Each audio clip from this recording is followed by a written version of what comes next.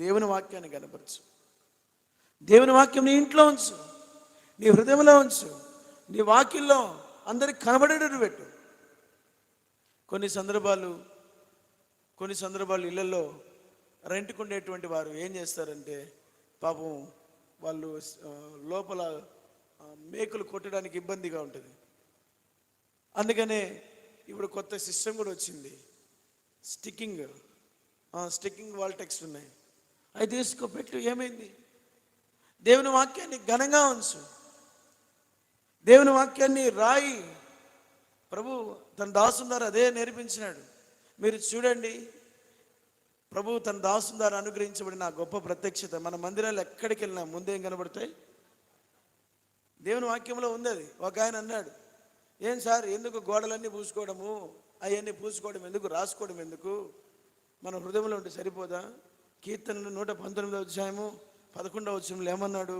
నీ ఎదుట పాపం చేయకున్నట్లు నా హృదయంలో మరి నీ వాక్యం ఉంచుకున్నాను, అవన్నీ సరిపోదు, ఇవన్నీ పెయింట్ ఖర్చులు ఇవన్నీ ఎందుకు బ్రదర్ అన్నాడు ఒక ఆయన.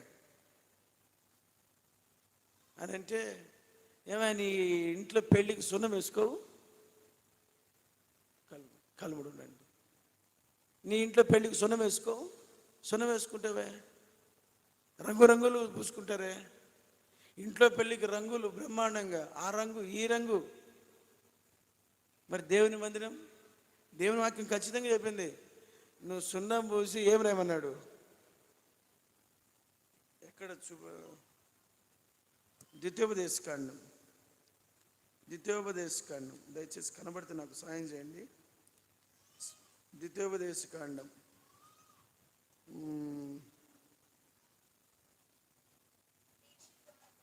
అది కాదమ్మా, అది సున్నము పూసి 27వ అధ్యాయం, ద్వితీయోపదేశకాండము 27వ అధ్యాయం 2, 3, 4 వచనాలు. మీ దేవుడైన యెహోవా మీకిచ్చుచున్న దేశమును ప్రవేశించుటకు మీరు యోర్దాను